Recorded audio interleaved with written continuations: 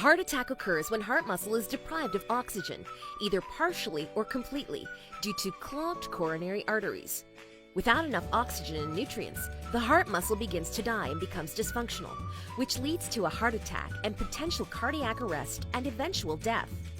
About every 34 seconds, someone in the US has a heart attack. 1. Understand that sometimes there are very subtle or no warning signs. Some heart attacks are sudden and intense and provide no warning signs or telltale symptoms. However, in most cases, there are at least subtle clues that usually get rationalized or marginalized. Early signs of heart disease include high blood pressure, sensation of chronic heartburn, reduced cardiovascular fitness, and a vague feeling of malaise or being unwell.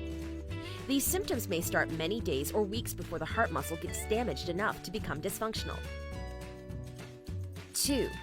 Recognize some of the less common symptoms of heart attack. In addition to the telltale symptoms of chest pain, shortness of breath, cold sweats, there are some less common symptoms characteristic of myocardial infarction that you should be familiar with in order to better gauge the probability of heart failure.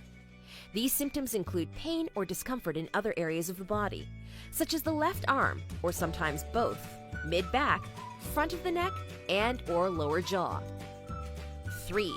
Call emergency services immediately.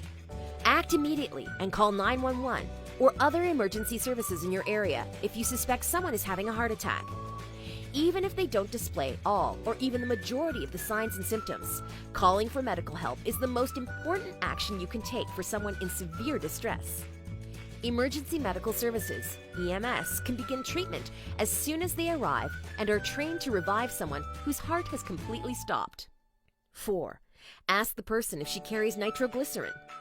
People with a history of heart problems and angina, chest and arm pain from heart disease, are often prescribed nitroglycerin, which is a powerful vasodilator that causes large blood vessels to relax more so more oxygenated blood can reach the heart.